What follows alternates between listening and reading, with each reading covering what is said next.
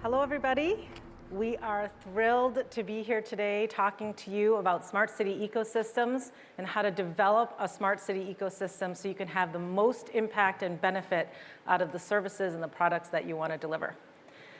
When I was first asked to do a panel here at the event and talk about ecosystems, I immediately thought of these three people as important people for you to talk to and to talk to you today.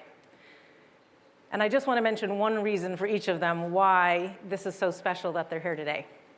You have a lot of firsts for the United States in terms of first people that have done innovative things with ecosystems to deliver smart cities. So Bob, for example, was the Chief Innovation Officer for Kansas City, Missouri, and he produced one of the first smart corridors and first large-scale smart city projects in the US. Tyler has launched the first state smart city alliance in Colorado. And Jennifer launched one of the first alliances in the United States with the North Texas Innovation Alliance. So these folks know ecosystem and all the challenges that come with bringing a lot of different people together. So let's get started. What are we going to talk about today? We're going to talk about who are the key partners in a smart city ecosystem that you want to bring together to have maximum impact. And we're going to talk about some best practices to create an ecosystem that actually delivers outcomes. So the first thing we're going to talk about is what people think a smart city looks like, which tends to be technology-led. So you have a startup, you have an awesome idea, and the city is looking for a problem to implement that technology. People tend to think it's always front-end focused, IoT and edge. And also people think, oh, it's got automation and artificial intelligence and all the cool emerging technologies. So I want to ask Bob what you think about that in terms of what you did in Kansas City when you were developing your smart city corridor, and who are the key players and who are the key technologies that you worked with?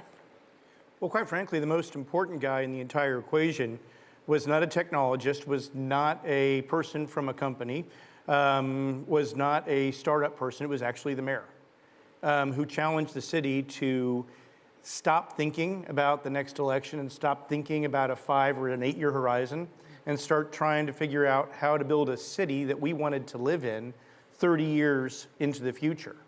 And so because of that vision, we were able to figure out how to get federal monies, because cities cannot afford to do a lot of these things independently. And we thought about what would actually be transformative. And it was a chance for us to unify 4 neighborhoods that had been disconnected through a transit application. And so that's what we spent the money on. And then the technology allowed us to make those connections happen between people, because it was people-centric and not technology-centric, were things like some of those edge and IoT devices. We found a very small company, a startup called Signify.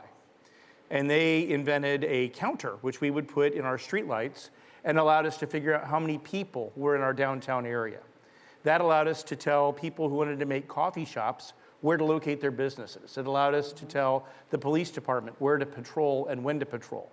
And then we partnered with great big companies like Cisco, or then Sprint, now T-Mobile, to figure out how to do the digital connections for all those people.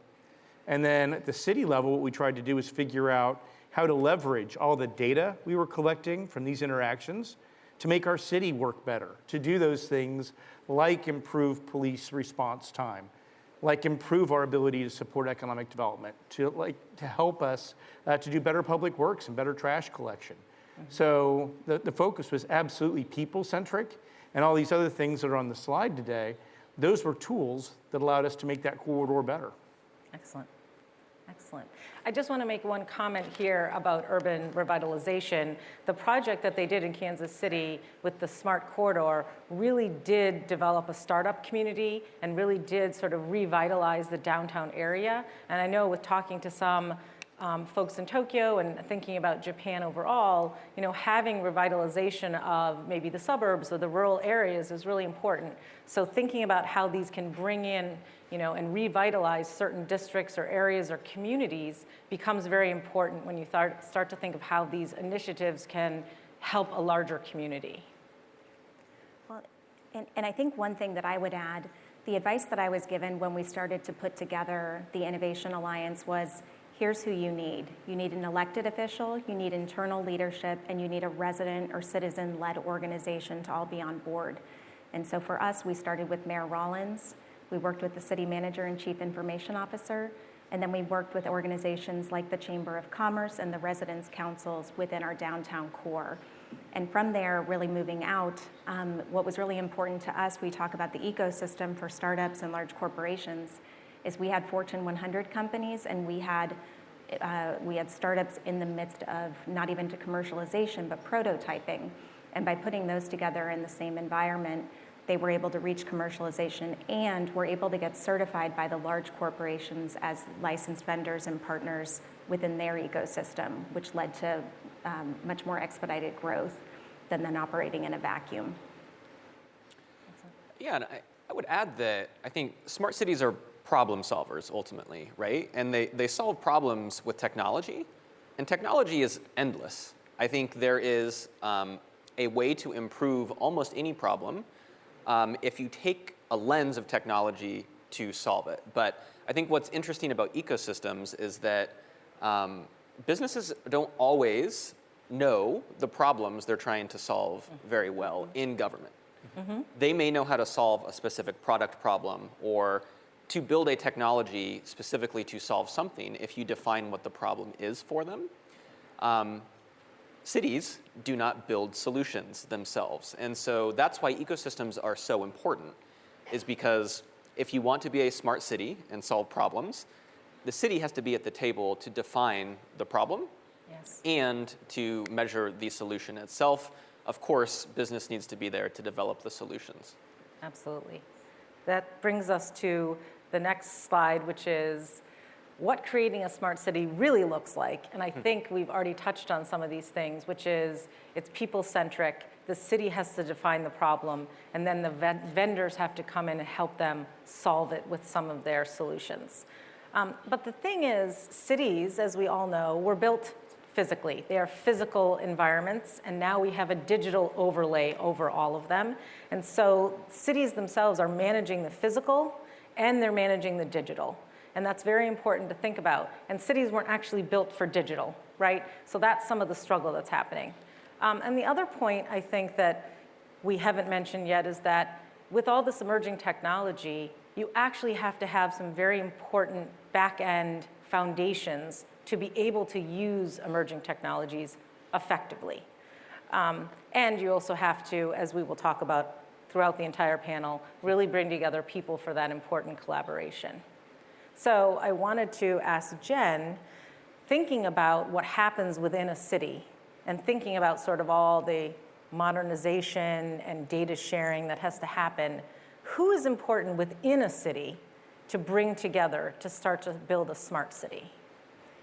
More people than they typically think they need in the room is really the short answer. But one of my favorite things, and I think this is how smart cities are approaching things these days, is you start by putting a lot of people in a room that when they sit down, they have no idea why they're all in the same room or why they would all be together at that point.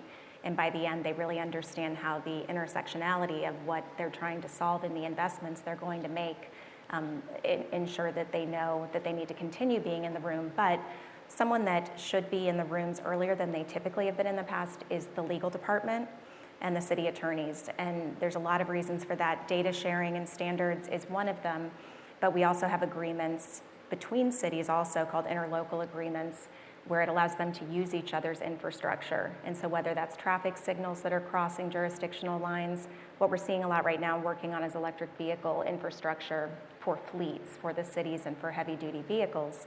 That infrastructure, as we all know, is massively expensive.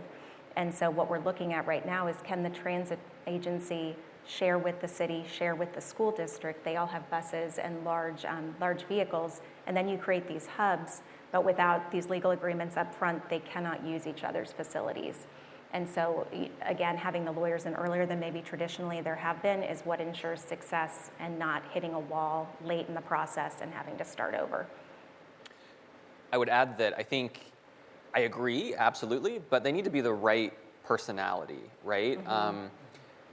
It takes collaboration. And so having a lawyer in the room to start, as long as it's a lawyer that understands there is flexibility and grayness in the space that we operate in, but give us the riverbanks, right? Yep. For the water to flow, because I've seen so many projects hit a wall after 6 months or a year of planning with the subject matter experts, but you don't have the decision makers and the process people at the table early enough. So I totally agree. The only thing I'd add to that is you need your informal leaders there as desperately as you need your city leaders and your city staff and those who are with organizations. You need the person who is the senior resident who frequently speaks at the city council meetings, who can come in and perhaps advocate for you or on your behalf as a city to those residents who might be a little bit reticent to be supportive of the objectives. Because sometimes, quite frankly, they describe the problems in much more plain language, and it really clarifies the problem for all those corporate partners that we bring to the table as well. Yeah, and I think just to summarize what we're talking about is when we think about smart cities being effective, we're thinking about collaboration across departments within a city or prefecture. There's a lot of people that need to be collaborating. So you do need some foundational agreements or structure to share data, to share infrastructure effectively. If you wait too long and just start an initiative, you will hit a roadblock where somebody isn't agreeing and is worried about sharing this, and there isn't enough governance. So it is important to keep that in mind as you think ahead. And secondly, I just want to, oh, sorry. Did you want to? Oh, I'm sorry. Yeah. Yes, I would just echo that because so many of the cities we work with start a smart cities program after they have failed running into those governance walls, right? Because the projects uncover when you try to implement them how important it is to have multiple departments at the table. Yeah. Absolutely. And I think the other thing, and these three are all actual examples of this, I think Tyler mentioned a personality, or maybe Bob, I call them a community catalyst. This is somebody, they could be within the city, they can be with a nonprofit, they can be a community leader, but they have the personality that allows them to bring people together and get people to work together. And it's a very specific type of skill that we see being very effective, is this idea of a community catalyst type of person. And it's very difficult. And it needs to be someone who can understand sort of the problems of the city as well as the technologies. So now that we sort of talked about what cities can and cannot be, let's talk a little bit about who are in the ecosystem and how many organizations are in an ecosystem. You can see from this slide, I'm not going to go through all of these, but there's all levels of governments. There's your actual residents and businesses that you're serving. There's utility companies for electric vehicles. There's academia who's providing maybe some expertise. There's the technology vendors, obviously. So I want to ask Tyler, Jen talked about the ecosystem within a city. Who are some of the key partners you've worked with outside of the city within the broader ecosystem? Yeah, well, I think the ecosystem is a system of systems, right? And so each city is unique, and the stakeholders that are important to being successful there. The city of Denver has different stakeholders than the city of Dallas, I'm sure. But I would say there are generally three legs to the stool in the ecosystem. Outside of government, of course, it's the most important one, but business. And specifically, I think you need to divide that into startups and into large corporate partners, because large corporate partners are looking for startups to invest in or to acquire, because oftentimes they're the ones with the most innovative solutions. And the startups are looking for large corporate partners in order to potentially sell their products to. And so I think you need both. I also think that startups often serve as better partners to cities because they have more to lose.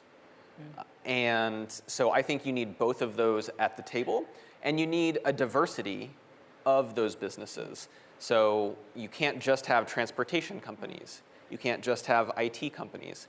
You need the whole ecosystem because many solutions will require, a sensor manufacturer and a communications provider, and no one partner seems to make every piece of a solution anymore.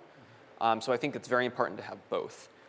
I think the other third leg of this stool is universities and or research collaborations. It's very important to have a neutral, trusted partner to evaluate success and to vet what it is that you're doing with data. Because oftentimes cities don't have the staff to do everything that's required or to handle the data that is created from many of these projects. So having a university partner can amplify the value of any smart cities project, but it requires that infrastructure and agreements and things for them to really be successful. So, of course, cities, and I would argue regionally, multiple cities are really important. Business, both startups and corporate, and then university and research. I mean, I'd add to that the function of the ecosystem, quite frankly, is to make it less risky for everyone to participate. When we get done with this session today and we're bouncing around in the exhibit hall, or if we see y'all out in the community the next couple days, the stories we can tell you from when we failed are both much more interesting and probably more full of lessons than the projects we've had that succeeded. But it's the ability of an ecosystem where the city can allow a big company like a Panasonic, which has done a great deal of stuff in Denver, in the Denver region, to be successful to the point where now they're expanding into Parkville's one of our suburbs, and to build their plant in our Parkville Metroplex. We're going to be able to bring startups in, and those startups took the technical risk, but then, much like Professor Svitak said this morning in her keynote, their successful creation of this technology then got acquired by Verizon. And because it was at Verizon, now that transformation or that technology is available to Dallas, it's available to Denver, because Verizon has the ability and the scale to reach those other places. But Verizon wasn't going to take the risk on building that new technology. So the whole purpose of this ecosystem is so that we can all be as bold as we want to be, but do it because someone else is helping us share that load. Well, and I think just to add two more quick things, the measured risk and the risk taking, one of the benefits of creating a freestanding nonprofit like Tyler and I run currently is when I met with the mayor, we said, you know what, we need to get on this. If this works, you did it. If it doesn't work, we are the ones that are going to take the blame for it. And he goes, all right, sign me up. We want to move fast. We want to be able to solve these problems. I don't want to have to have these conversations if something doesn't work. And so our organization can move independently but in concert, in alignment with the public and private and academic sectors, and we can take those risks. And I often say I can say things with a level of candor that a public employee could never say. So if there's something that needs to be expressed, I'm always happy to be the bad guy and speak very clearly and plainly related to that. And then I think one of the other big benefits of the storytelling, because we have to translate what this means and what this technology can do between a lot of different audiences and stakeholder groups. And so when we say things like we have to be together, because right now with smart cities, a single investment could solve 4 departments' problems, because this technology can do so many different things. And so when you talk about saving money and conserving staff time and public funds, it's incredibly critical, but if everyone is not together in the same room, you're going to replicate investments. And the other amazing thing that you've done in Dallas, it's cool, is you attract lawyers to your nonprofit that approach a legal problem with, from the perspective of what are you trying to accomplish, and then figure out the legal framework which allows you to do that. We have a number of attorneys at the city of Parkville. They don't approach problems that same way. It's very much, this is what you cannot do. So working with a nonprofit in the lead, like y'all two do, my God, it's incredibly powerful and de-risking to the city. I would also add another benefit of the ecosystem with, the suppliers and the academics and the startups and the big companies. All of those organizations actually move at very different timelines in terms of product development and project speed. So as a private company, one of my roles is always to keep things moving, right? I want to stick to a schedule and we want to get things done. And cities sometimes can take more time, so we can help them kind of march along. And universities tend to even be slower than cities. So the cities might be waiting for the universities. So you have to really think about the fact that not everyone's moving at the same pace. And of course, startups tend to be very agile and move very quickly. So that can be another piece of the pie that can involve some risk. And I think, of course, startups need some help to survive, given that sometimes governments can take a long time to buy things. So it can help them to have partners so that they don't go out of business while they're waiting for you all to get some things done. I think that's a very important point. I would imagine that Jen would agree as well, but keeping an ecosystem engaged takes a lot of effort. And our ecosystem is about 80 different organizations. This is Tyler's, not even his whole ecosystem, because I couldn't fit all the logos on one slide. So he's going to speak a little bit about the ecosystem, but you can see how many are involved. I'm sorry, Tyler. Yeah. So everyone needs something to do to stay engaged. And so we're constantly in project development mode, and not every project sees the light of day, right? We have done about 200 projects in terms of scoping them and planning them and evaluating them, but only about 50 of them have actually made it all the way to deployment. And so, and that's, I think we do good work. And so I think that's actually a high percentage for what a lot of cities consider and then never actually actuate. And I would say, one best practice to try and keep everyone active is you have to have cities that are committed to trying, right? Like they have to be able to do something, and we constantly have to push them to keep doing things. Yep. And I think it's very important, that type of relationship. I think this is why we are all here. We have all kind of found each other in an ecosystem and are sort of committed to driving these processes. And these relationships can be very long-term and very strong. I was telling Bob the other day, he was talking about his son who's 15. And I was saying, your son is 8. And he was like, yeah, that was when we first met. So, you can really have strong bonds over time. I think we can have some time for questions, so okay.